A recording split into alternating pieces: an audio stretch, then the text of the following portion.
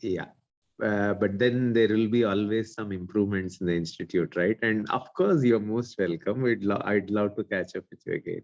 Definitely. Ashna madam, I think thank you so much. This is a great initiative what you're doing, and Thank you, of sir. course, Aneesh giving his prime time and joining is absolutely amazing. No, Saturday is actually not prime time. Saturday is downtime, actually. It's personal time. Yeah, personal but prime only. At home, quality time at home also is needed, right? Yeah, yeah. Okay, right. Then go Great. ahead, ma'am. I think We go can Yes. ahead. start, ma'am. Yeah. Okay. Yeah, Harleen, please start. Sure, ma'am. A very warm welcome to every one of you present here today for the 11th chapter of the Gyan series. It is my absolute pleasure to welcome Professor Ramkumar Kakani, Director, IIM Raipur, and Professor Archana Parashar, Chair of the Alumni Committee. For today's session, we have a very special guest, one of our very own alumni, Mr. Aneesh Ajayan, Director, Business Consulting, EY, who is the guest speaker for the day. A warm welcome to our alumni as well. Now, I would like to invite Professor Archana Parashar to address the gathering. Respected Director, sir, I am Raipur Professor Ramkumar Kakani. Guest speaker of the day, Shri Aneesh Ajayan ji, Director EY, Faculty of IIM Raipur, and my dear alumni. It gives me immense pleasure to welcome you all to the 11th session of Gyan series. So we've already completed 10 sessions. And I wish to convey my gratitude to all the alumni present because despite being a weekend, they take out their special time to attend this particular program. So your time is important for us. Thank you for being with us, and your presence surely matters a lot. I hope and that I'll be able to have more participation in the coming months. We launched our new edition called Gyan series last year only, and that is exclusively for our alumni, where industry experts deliver short interactive lectures to the prestigious alumni of IIM Raipur. And this takes place on the last Saturday of every month, and we have fixed the time also 10 to 11. Hardly we divert from these dates or time because we want to have all of you on one platform, and this is just to remind that every last Saturday we have a Gyan series. We also had this just to brief you what we are doing for our alumni. We had our alumni meets in Bangalore, Mumbai, and Delhi, where I visited. And this time I hope to visit Chennai and Hyderabad also. So that's how we had, and we completed our elections, and then we had our 6 chapters, and they were Delhi, Mumbai, and Pune, Bangalore, Hyderabad, Chennai, and Hope chapter. So the recently graduated alumni, they can also join their respective chapters. I sincerely thank our director, sir, Professor Ramkumar Kakani, for conceptualizing the idea of Gyan series and guiding the team throughout for the planning of the event. Without his consistent support, this event would not have reached the consummation today. A special thanks to the guest speaker, Shri Aneesh Ajayan, who agreed to deliver the talk and enriching us with his thoughts. I thank you, Aneesh, for sparing your valuable time and addressing your alumni today. I think sir has already spoken, and I think, but still, let me check if he's here and if he wants to speak to, because he's very busy with a particular meeting today. I think Harleen can take over and introduce the guest and call him for the session. It is indeed a great privilege for me to introduce the guest for the day, Mr. Aneesh Ajayan, Director, Business Consulting, EY. Mr. Aneesh has been associated with Ernst & Young, one of the largest professional services networks in the world, for 8 years now. Before this, he worked with Tata Motors for 3 years. He holds a degree in BTech Civil Engineering from College of Engineering, Trivandrum, batch of 2010, and is a pass out from the very first batch of IIM Raipur in 2012. Let me take this opportunity to introduce the topic of the Gyan series, which is extremely fitting to our time. The topic is alternate powertrains and India's path to green mobility. With Mr. Ajayan's experience in the leading global automobile manufacturing company, Tata Motors, for over 3 years, we could not have had a better fit for this discussion. Sir, the stage is all yours. Please take over. Thank you, ma'am. Thank you, Harleen. Pleasure to be here and to address all of you. Feels a little awkward to be just having a chat in our alumni group as well. Shri Anish Jayan, Mr. Ajayan. Very rarely hear these things. Even in the industry that I work in, we are a little informal that way. Yeah, so and I'm also a little finicky about being addressed like this. So a lot of our friends and baskets were pulling my leg as well. Like Harleen said, this is a topic of great national and international importance, and something somebody had succinctly put, I think, 10 years back, was that if we do intend to leave a safe living environment for the generations to come, decarbonization is a very, very important topic, because without that, we wouldn't have an earth to live in. And as part of the larger, just give me a moment, I'm just trying to beam up my deck. Yeah. Yeah, I have a second place as well. And yeah, as part of the larger initiative to decarbonize, just let me know if my screen is visible. Yes. Yeah. So as part of the larger initiatives across the globe, across different sectors and industries to leave a more sustainable, safer, healthier living environment, the automotive industry, the traditional automotive industry, and when I use the word automotive, I am trying to use it in a more encompassing manner, which includes logistics and transportation and everything that moves on wheels. And in a few years to come, including things that do not necessarily move on wheels as well. This sector has been under a lot of scrutiny. Green mobility per se is not a new terminology. Sustainable mobility is a relatively new terminology. And I'm sorry, was there a question? So sustainable mobility is a terminology which is more prominent today, gaining a lot of traction and gaining a lot of focus. As most of you are aware, uh, uh, ESG is an agenda item today, which no longer remains in boardroom discussions, or is no longer just used as a PR activity as well from organizations across the world and conglomerates. It is well and truly on its way to become one of the most important focal areas from a strategic perspective across organizations. So today, I will talk about the role that the automotive industry has to play when it comes to carbon emissions across the world. I will try and try and succinctly put across any thoughts that I have from the work that I do, from the experience that I've had around the role that different stakeholders and all of us on this call, whether we work in the automotive sector or not, also has a significant role to play as consumers, being one of the key stakeholders as well in this journey. A quick, maybe an update on what I do at EY. I work in the business consulting division. I work in the automotive and mobility sector. And over the last 5 to 6 years, I jumped onto the electrification bandwagon to begin with. And coincidentally, it also turned out to be an area of great personal interest. And today, the way mobility is structured, I come from an automotive background. Irrespective of my BTech in civil engineering, I wouldn't know how to build a house at all, or design a beam for that matter. But over the last five to 6 years, the focus on mobility has, transcended to redefining mobility to include certain allied sectors such as oil and gas, power, energy.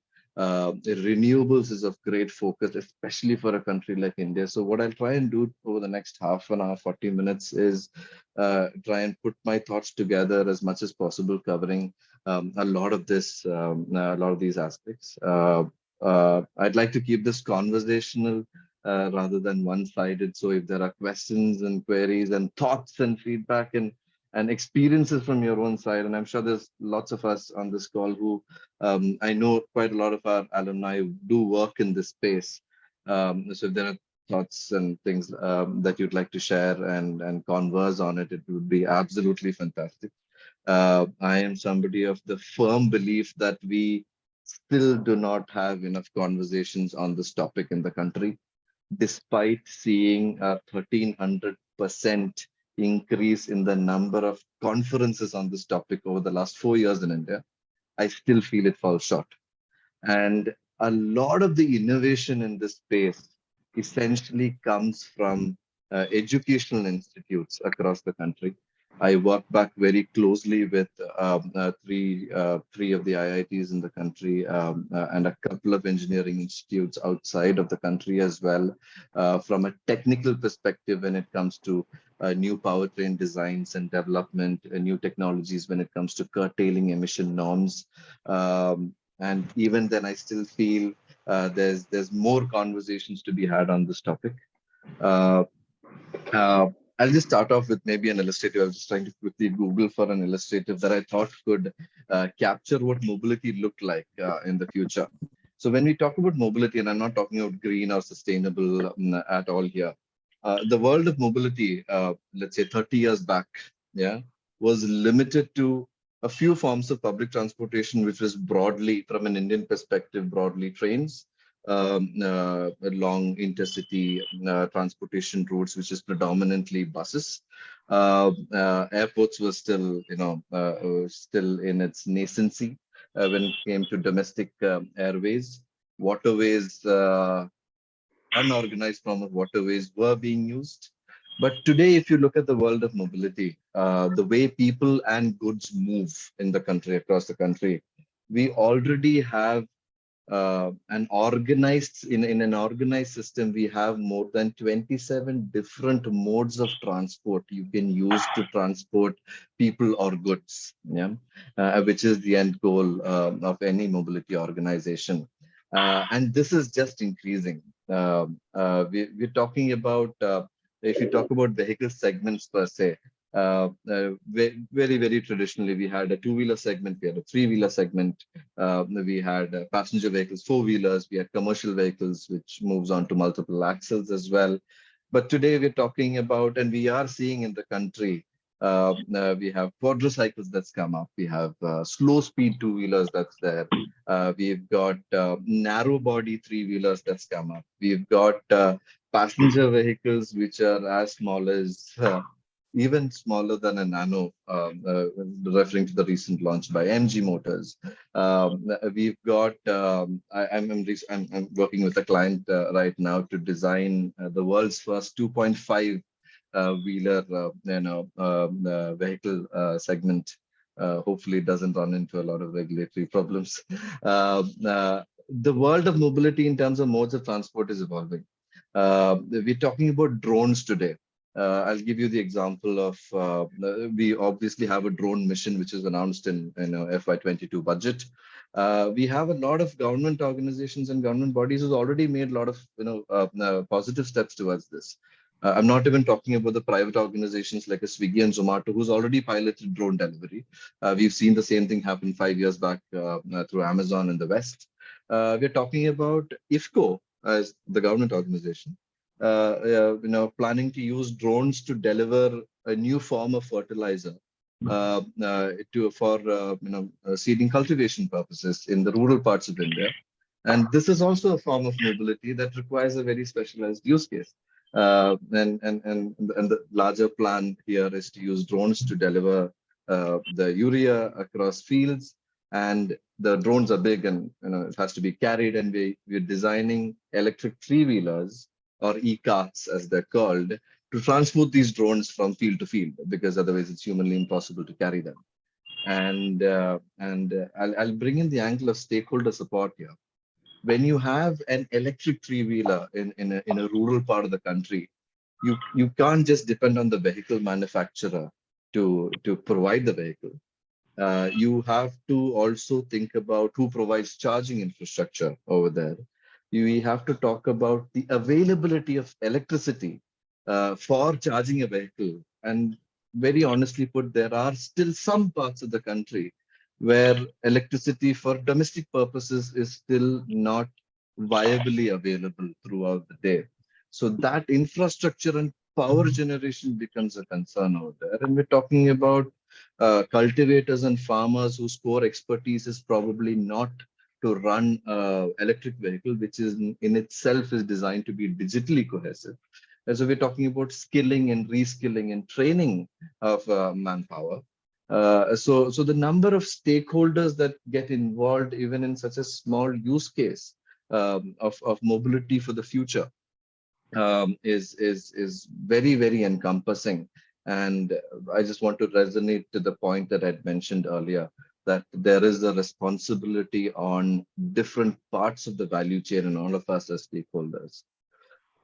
I'll just start off by sizing the problem on why the transportation, the automotive, the mobility sector is under a lot of scrutiny when it comes to having to move to sustainable mobility. And this is purely from an India perspective. And India, I will talk about where India stands from a climate change perspective as well. And we're not that bad as bad as it is made to sound by the Western media. We rank 8th in the climate change performance index, which was published, I think, a month back. So we're not that bad. We're doing reasonably well. But despite that, I'd like to draw your attention to two figures. For passenger transport, there's this 40 million tons of carbon dioxide or carbon dioxide equivalent that is emitted in the country on an annual basis. And this is slated to grow if we continue to use our traditional modes of bus transport, which is diesel dependent. And when it comes to freight transport or goods transport, we are emitting 90 million, more than twice that of passenger transport. We're emitting 90 million tons of carbon dioxide or carbon dioxide equivalent just from trucks. I'm not even counting freight transport that is run through rail. Yeah, so just by truck transport, and that to medium and heavy duty trucks, which is essentially 7.5 ton trucks and above, they're emitting 90 million tons of carbon dioxide equivalent. I think from the top 50 most polluted cities in the world, I believe around 17 to 18 cities are those which are in the Indian diaspora. That is a matter of concern. Everybody talks about Delhi and NCR not having great air quality, though to be very, very truthful and honest, the largest contributor is not vehicles over there. But nevertheless, vehicles do contribute to some share of the problem. But nobody talks about how bad Bombay has got. I lived in Bombay for 8 years of my life before shifting to NCR. It is not great. Bangalore is not that great. I remember Bangalore. I'm a Malu. I come from Kerala, so Bangalore was my closest metropolitan place to chill when I was a student. The Bangalore of the mid 2000s is no longer the Bangalore that you see today. And there are lots of problems, and I'm focusing on the powertrain problem here and the path to green mobility here today. But there are other traffic and infrastructure related problems also that contribute to carbon emissions. I'll give you a small example. The amount of time spent on the amount of extra time spent on the road by a single commuter in Bangalore in a year due to traffic jams is 10 extra hours a month. Just convert this into a vehicle and think of how it is, how much of carbon emissions are there when the vehicle is just idling. Yeah, when you're stuck in long traffic jams. That is also part of the problem when you look at it as a pie.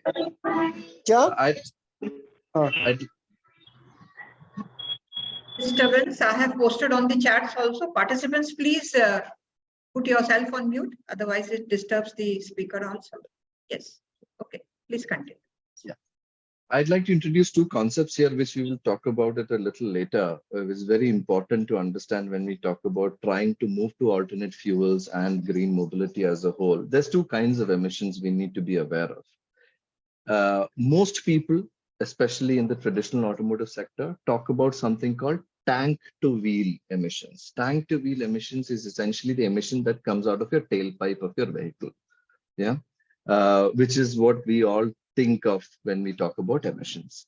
There is also one more part of the emission cycle, which I will want to focus on today, which is well to tank emissions, which is essentially the emissions that are taken into account when it comes to production of the fuel and movement of the fuel from its source, through the production value chain till the vehicle fuel tank in itself. And both of them put together essentially is called well-to-wheel emissions. And if a country has to be truly carbon net zero, we will have to take into account not only the fact that our vehicles are getting cleaner and greener, which is a function of tank to wheel emissions, which if you move electric today, like till today, if I was driving a four-wheeler which was run on diesel or petrol, and if I move to electric tomorrow, my tank to wheel emissions gets to zero, but I am still indirectly contributing to emissions because the source of electricity that I use needs to be questioned. Is that being produced in the greenest form, or is that contributing to emissions as well? The focus, like I said, on green mobility across the world is at an all-time high. This is what you see on the slide here, is a couple of targets that countries across the world have taken when it comes. This is a result of COP26 and COP27 that was held in 21 and 22.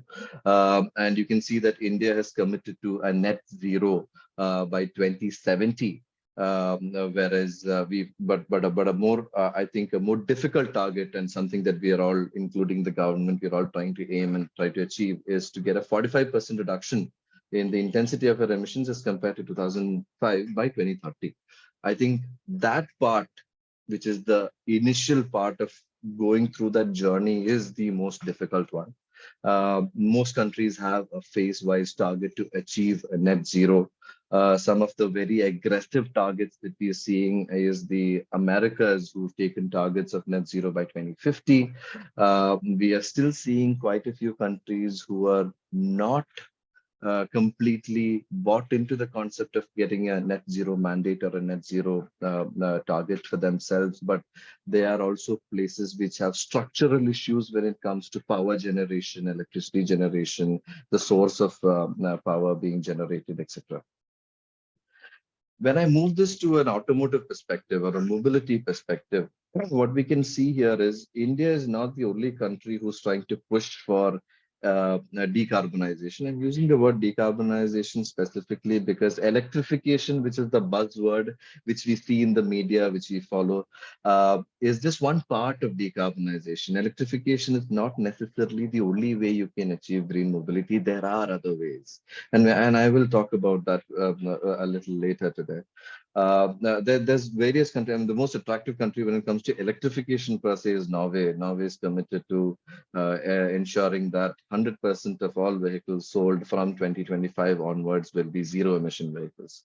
So here also, if you notice it, that I'm talking of zero emission vehicles, ZEV targets. Zero emission vehicles need not necessarily be electric vehicles. It could be, let's say in the heavier segments, it could be green hydrogen-led fuel cell electric vehicles also. But we'll talk about technology maturity, whether we are ready for it and what are the hindrances that we see in achieving that. But what you can see on this page is that there are different initiatives that people are taking. People are not forcibly transitioning their entire country and economy to green in the snap of a finger or in the space of 2-3 years, because there is a whole machinery in place to move. So we most of us would have gone through this whole pain of Bharat stage 4 to Bharat stage 6 transition. As consumers, what it impacted us is the price shot up. Unfortunately, it was also the period when COVID kicked in, and the automotive industry was down at that point of time. But ensuring stricter emission norms is one gradual way of ensuring that there is lesser emissions out there in the market. There are incentives both from a demand side and from a supply side that is given to ensure that zero emission vehicles or lesser emission vehicles are having some sort of uptake, both from a customer perspective and incentives for ensuring that there are such vehicles being built. Like, for example, from an India perspective, there are 17 states today who have an electric vehicle policy. Out of these seven, a formal policy, we have seven more in draft stage and four more in a notification stage.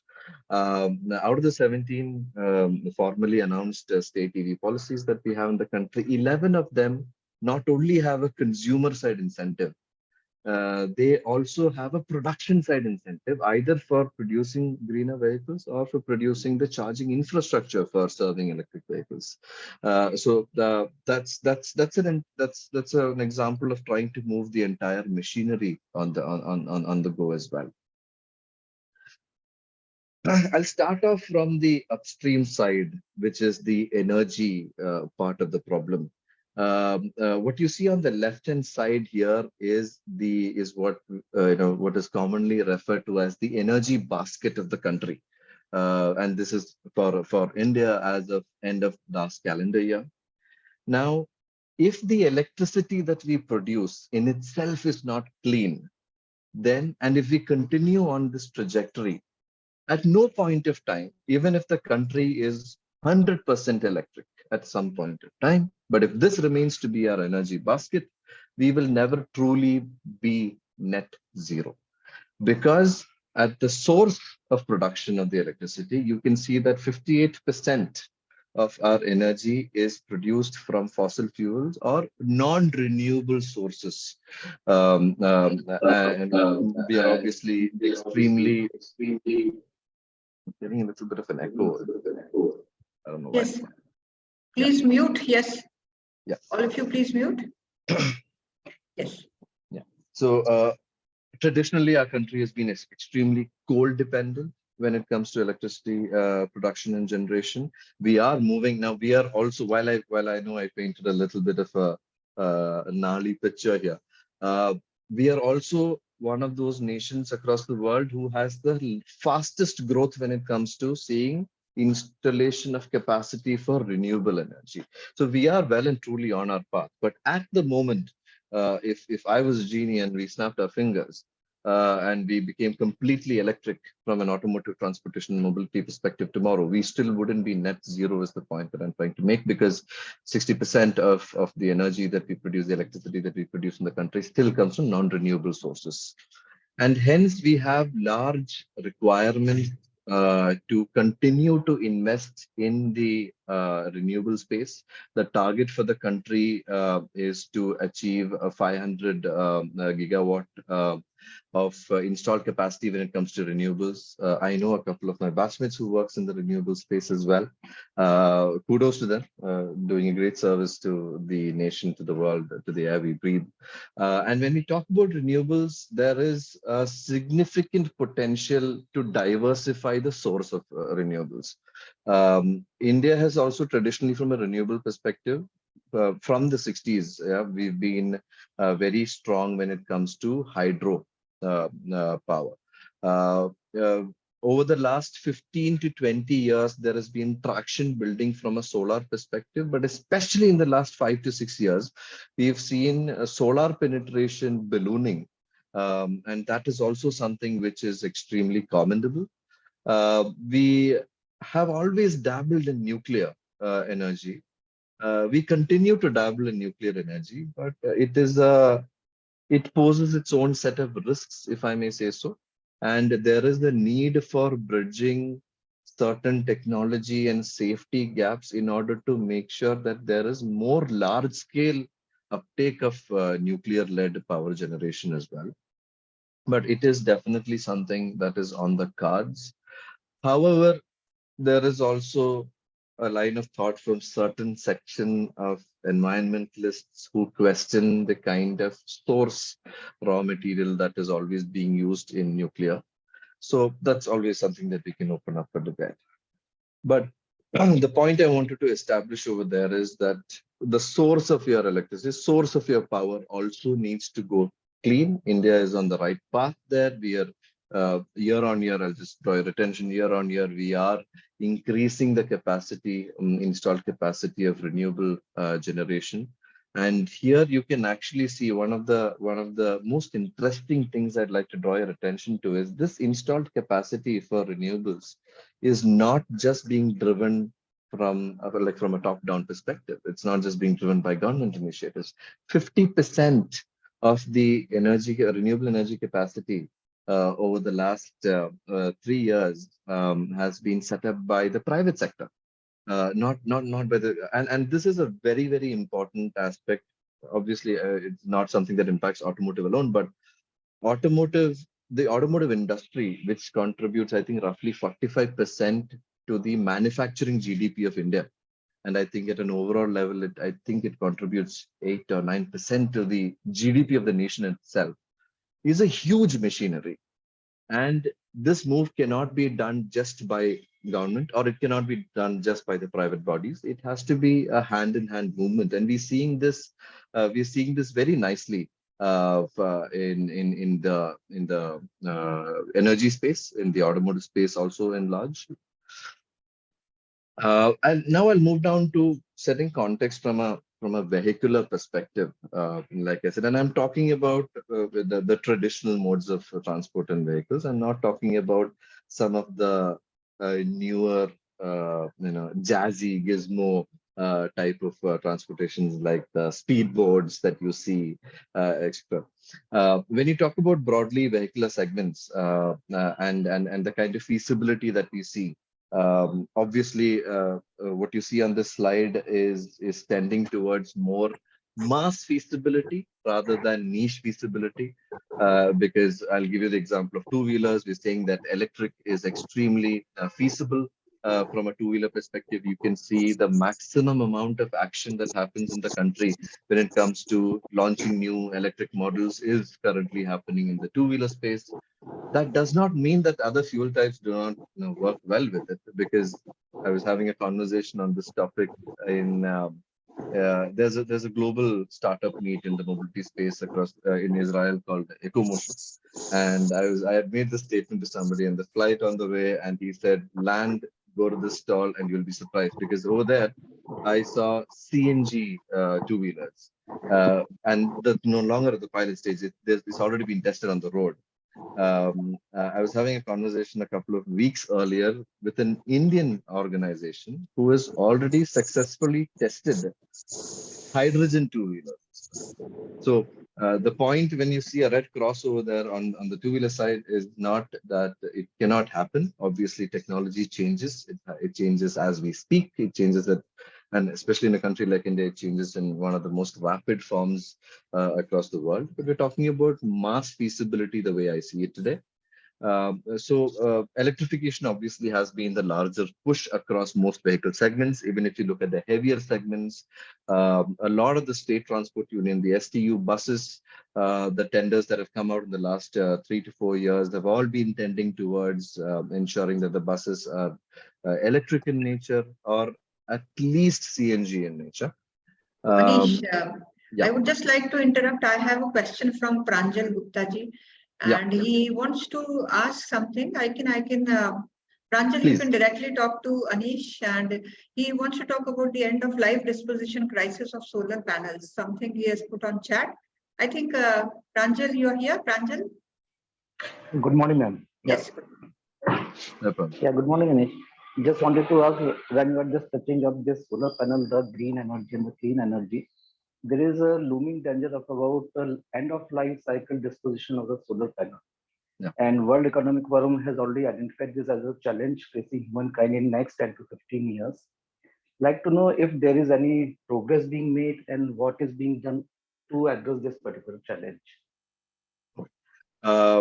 I am not clued in onto the latest developments in that space, unfortunately. However, I can tell you that progress has been made.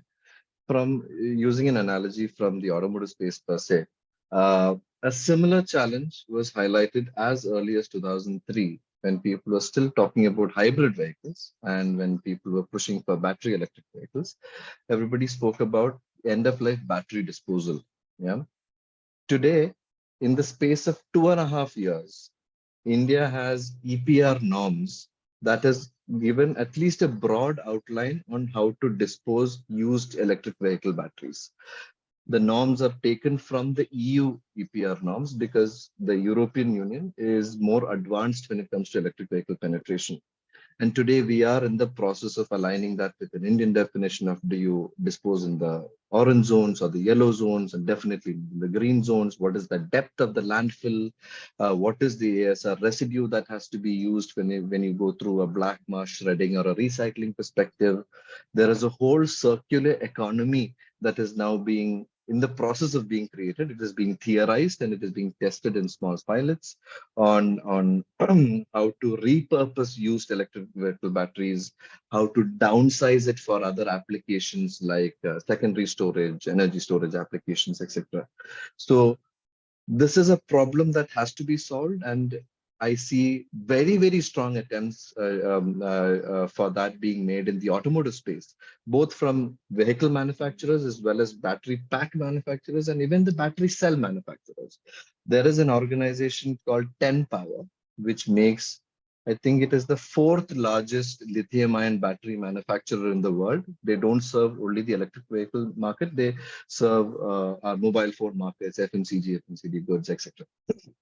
as well. They are arguably the fourth largest in the world. As early as 2012, they had an entire global reverse logistics system set up to collect used and extinguished lithium-ion batteries from the FMCD products. And they extract something called black mass from that. And black mass can be further recycled and refined to extract up to 70% of lithium, cadmium, and cobalt. And cobalt being the most rare best of resources which are being used in lithium ion. And they use that backwards into their production of new batteries. Since I see such a very, very strong movement on this side of the ecosystem, I wouldn't be surprised if, and this is a supposition from my side, but I wouldn't be surprised if significant movement has been made on the solar panel side as well. I've recently read in a journal, again, I don't have the citations, I have to confirm this, but I read in a journal that the Changi airport in Singapore, which runs a lot on solar power, has also set up a reverse logistics system to use the photovoltaic cells, which are replaced from the used solar panels.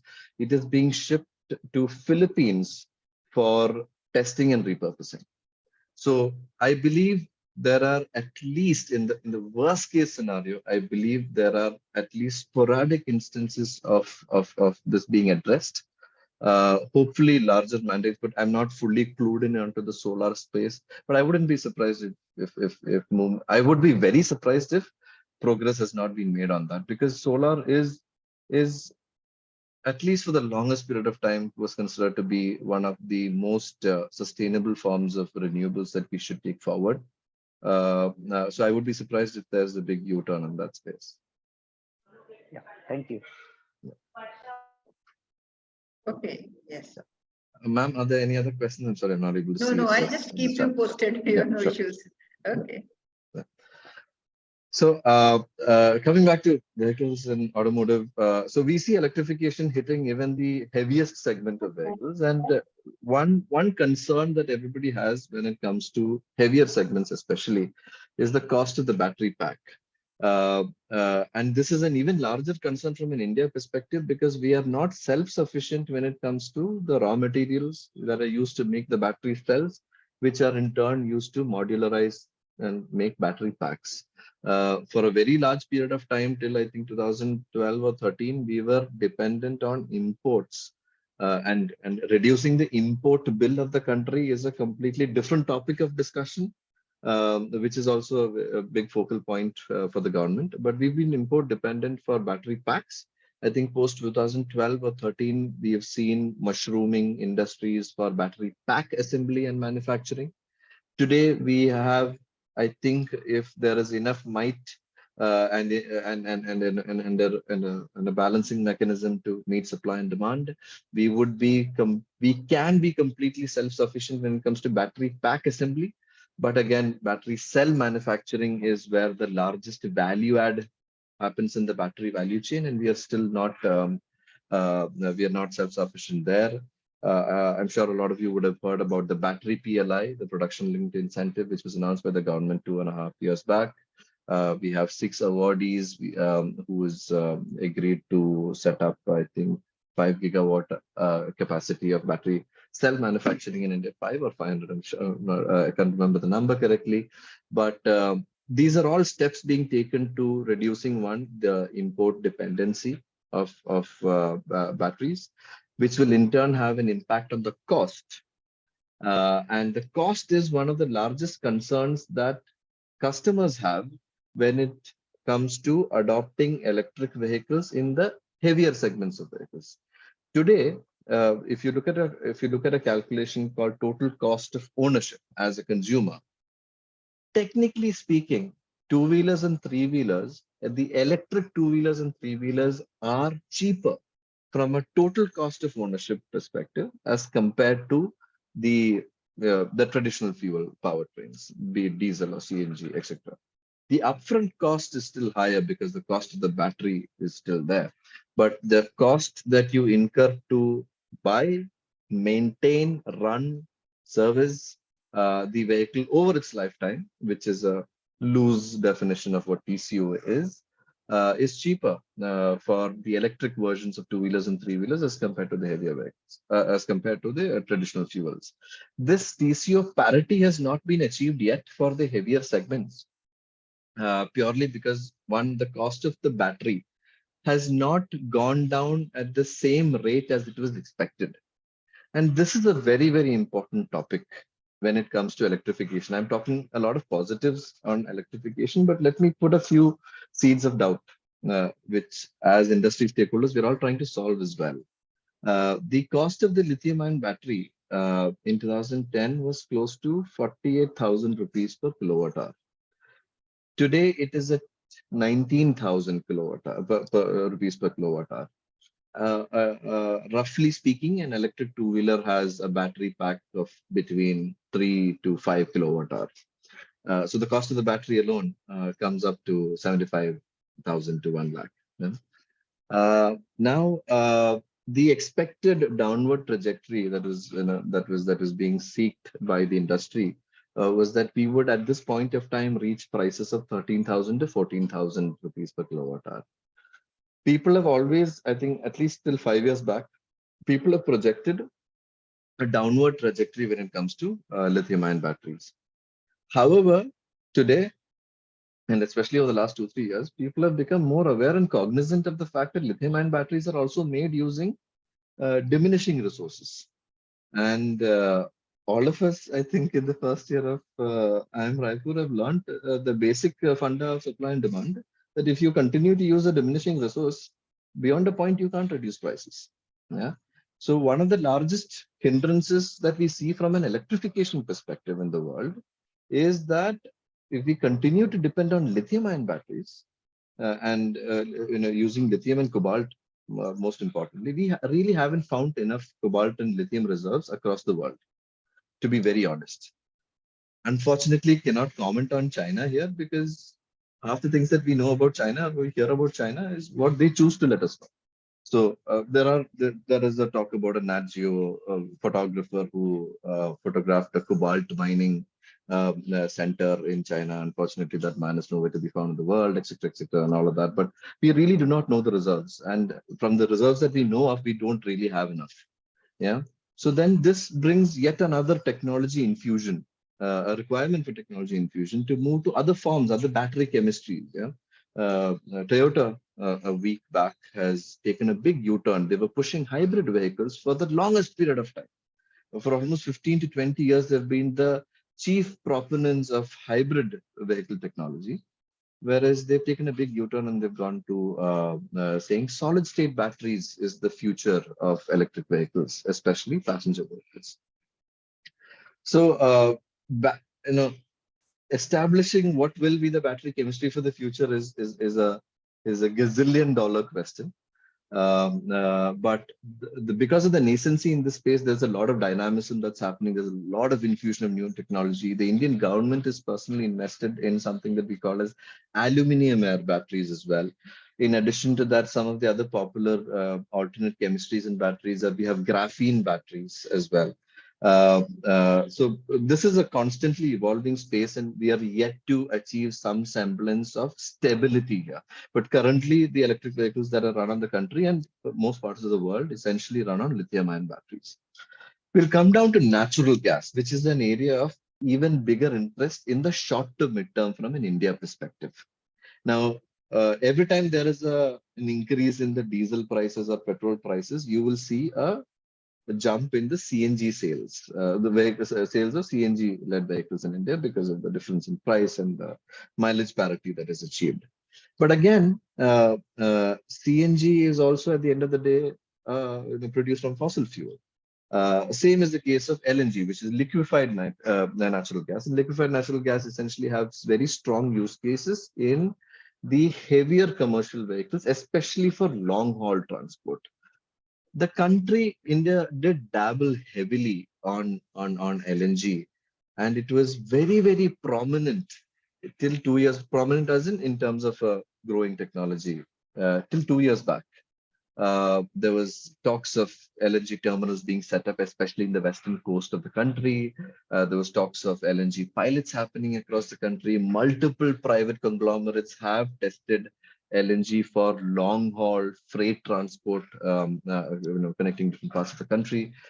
However, with the announcement of the National Hydrogen Mission, which happened in August 21, if I'm not wrong, the focus has shifted to hydrogen and using, and again, two aspects of the mission is one is to be able to sustainably produce green hydrogen at a particular target retail price of $3. $1 is what is being quoted in the media, but that's a production price. $3 to $3.5 is the target retail price of green hydrogen that we're trying to produce, and obviously to push hydrogen penetration, especially amongst the heavier vehicles.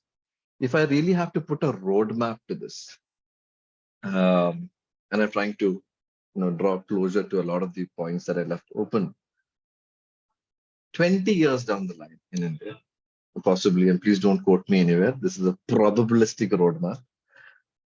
The ideal scenario would be that we have electricity that is produced in truly the most sustainable forms, led by renewables. And that electricity is given to our power grids. And that electricity is used to run vehicle segments such as two-wheelers, three-wheelers, large amounts of passenger vehicles. Yeah, maybe the extremely heavier side of maybe the SUV segment may or may not achieve parity, but let's, for argument's sake, include passenger vehicles into it. There is a segment called the small commercial vehicles. Comes from, most of us would have seen the Chota Hathi ad, the Tata Ace, the small 1 to 3 ton segment, the Bolero pickups, etc. These are all the small commercial vehicles. The small commercial vehicles would also run completely electric. The light commercial vehicles, the medium commercial vehicles would also be electric, and everything else up top from there would be completely running on hydrogen and running on hydrogen fuel cell electric vehicles. And in order for that to happen, we need to be able to sustainably produce green hydrogen. There is also a big technology gap when it comes to being able to establish the hydrogen economy in the country. And that is, from a vehicular perspective, the ability to safely store green hydrogen in the vehicles. And for that, you will need cryogenic tanks. To build cryogenic tanks, you need carbon fiber. It's essentially carbon fiber type 4 cylinders, as it's technically called. India is not self-sufficient when it comes to carbon fiber. We are import dependent on it. And also the technology. The technology is there with several Korean companies, and several cylinder manufacturers in the country already has strong tie-ups and technology transfer agreements with Korean organizations to build type 4 cylinders sustainably in India. So in the hydrogen curve, we are very, very early only. It'll still take considerable amount of time. But this is broadly a vehicular roadmap of green mobility that we could see for the future. A lot of the points that we were discussing is what you see on the page right now, what we are expecting. But again, this is not the long term. This is what I would like to call the short to mid term when it comes to vehicular transition, which is financial year 30. Um, uh, let me skip this. This is essentially, so all of us know the organization called Niti Aayog. Niti Aayog has set aggressive vision and a target for EV adoption across different vehicle segments in India up to financial year 30. Obviously, no surprises here. The overarching impetus is to electrify our two-wheelers and three-wheelers because it is easier to do that. But TCO parity is already achieved. The gigawatt-hour capacity for local battery cell manufacturing and production requirement will be lesser because two-wheelers and three-wheelers essentially use smaller battery packs.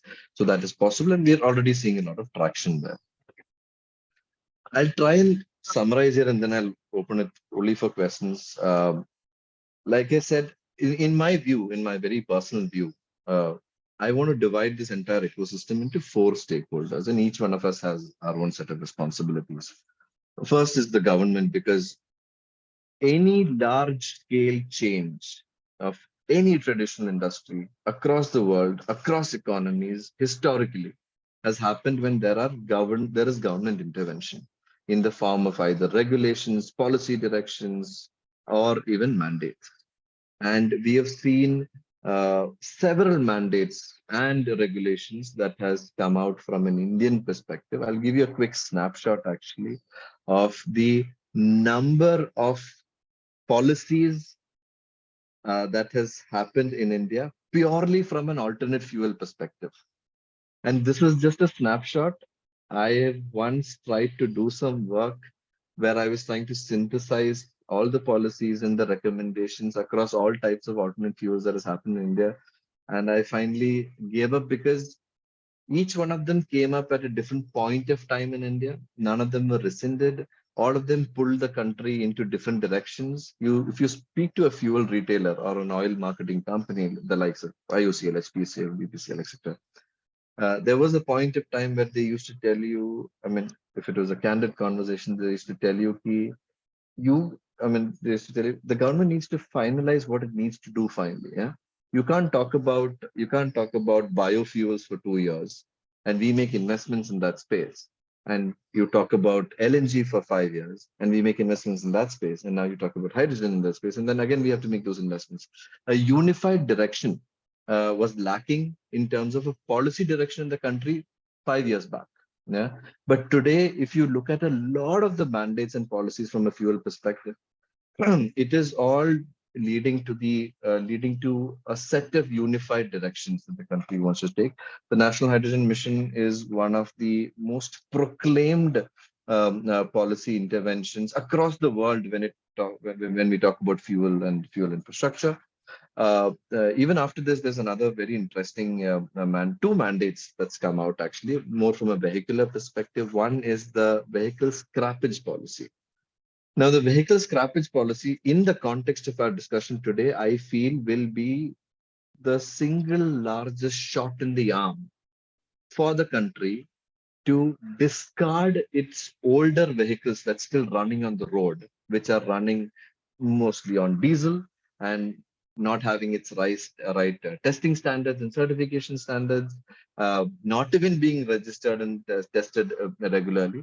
This is an opportunity for us to move this set of vehicles in operation outside of our vehicle park, get incentivized for scrapping them. And obviously, the replacement vehicles will be conforming to today's emission norms, will be cleaner, and gives us the opportunity to explore and actually buy more alternate powertrains.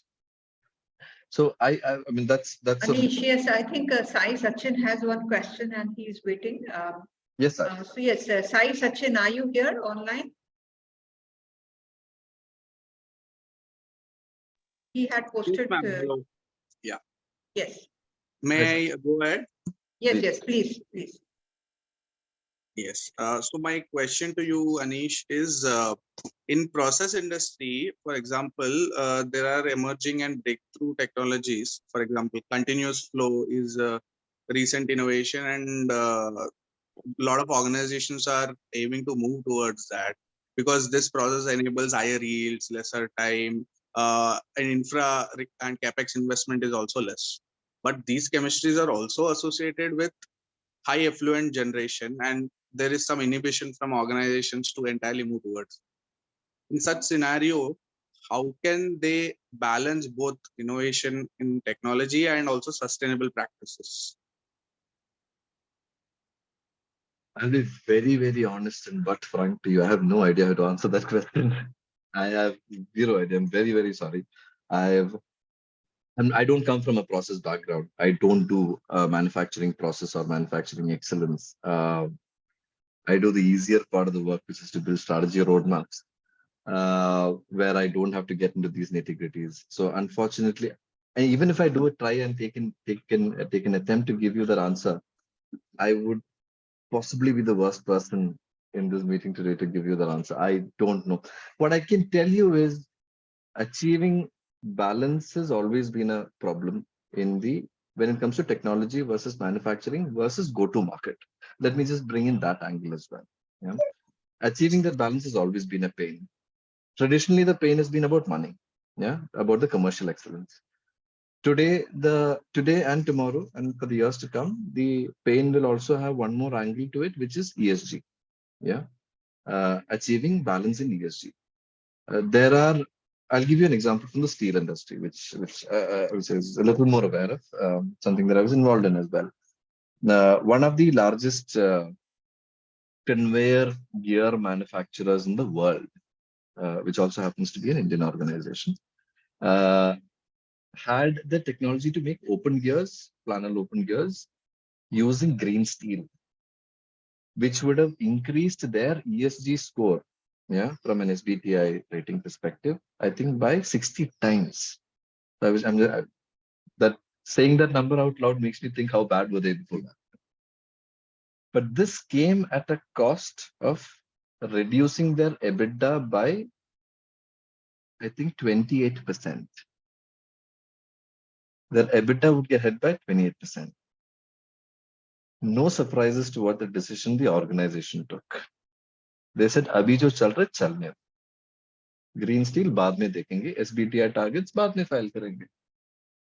It is easy for a CXO to take this call because over the next 5 years, his equity in the firm, his C-suite and board's returns from the firm, everything depends on their EBITDA at the end of the day, at the very core of it. An environmentalist would tarnish this firm.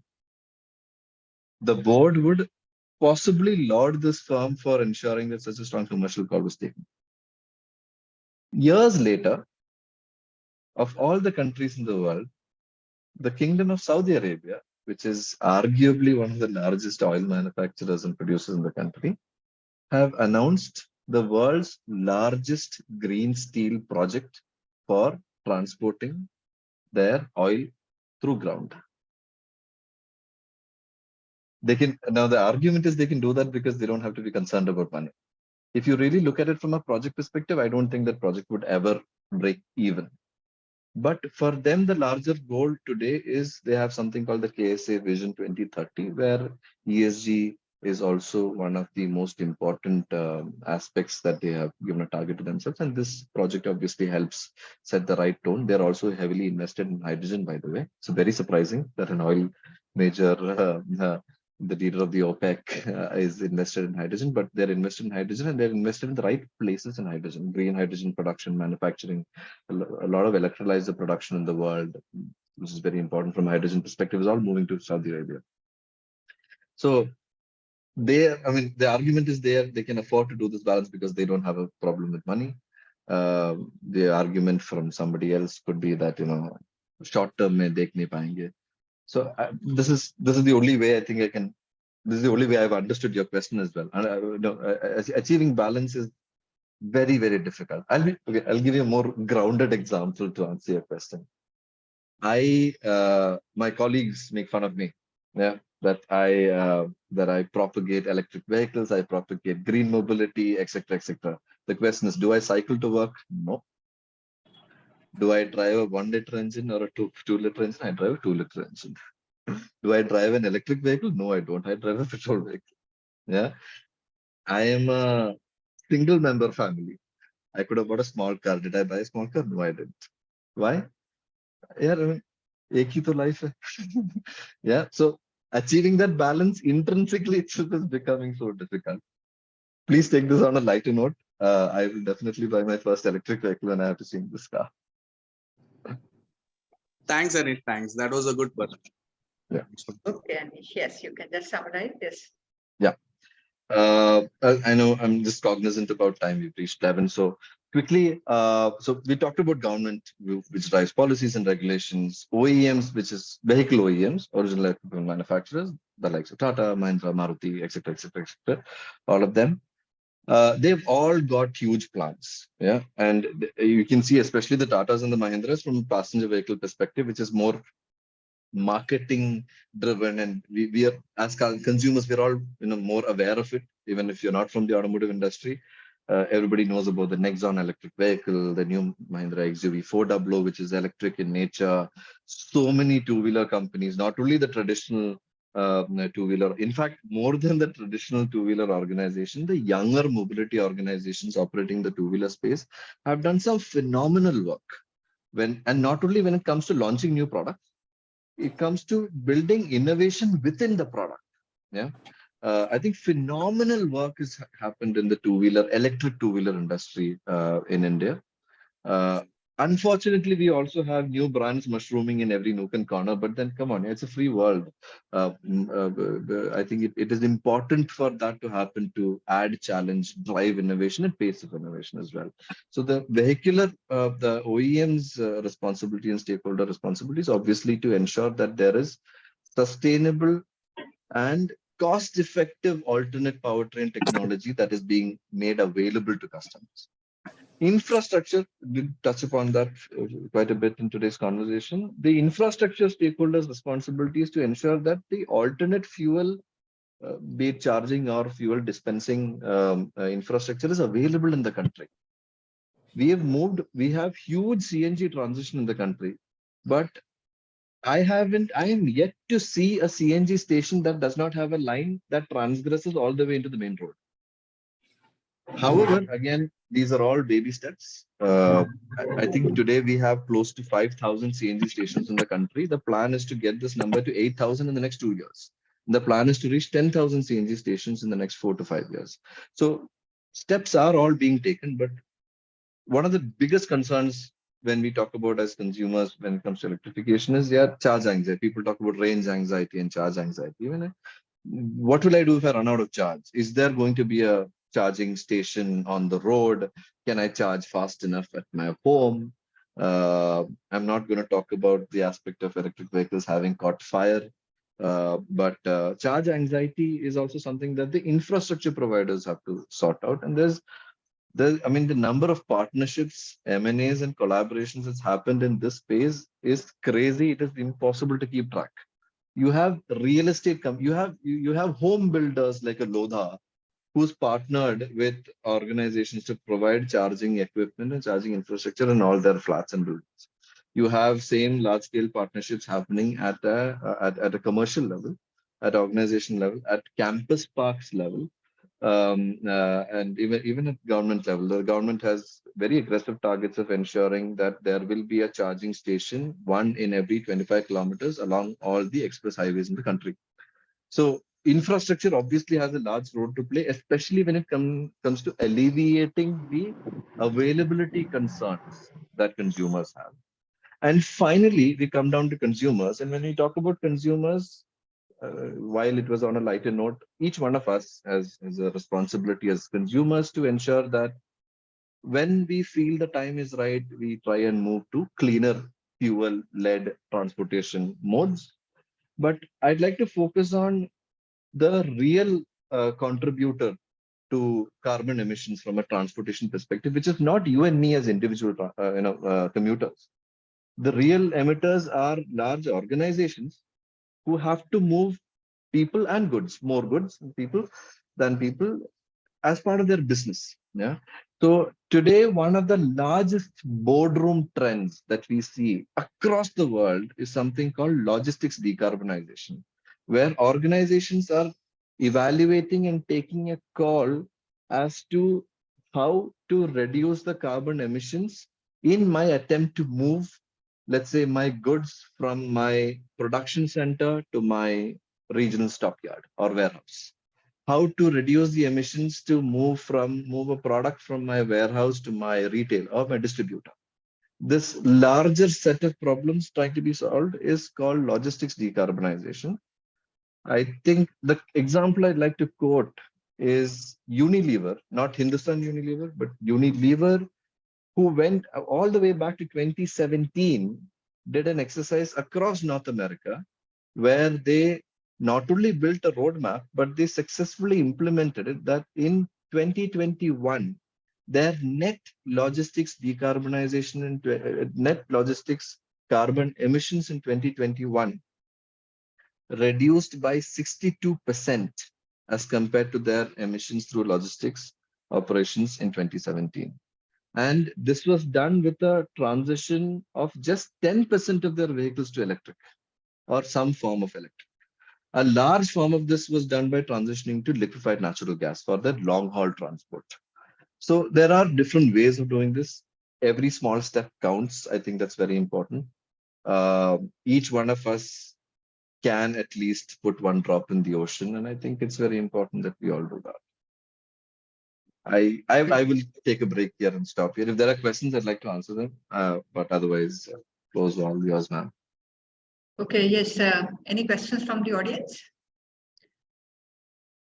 I think it was quite interactive also, Aneesh, and I think audience also interrupted you in between for their queries, and a nice discussion. And I'm truly engrossed and too busy to hear you. And it was quite an enriching talk for me, especially a person with non-engineering background. And I could hear this, all these talks in my family also. But then again, it was something, new addition to my knowledge, and I'm sure it was for alumni also.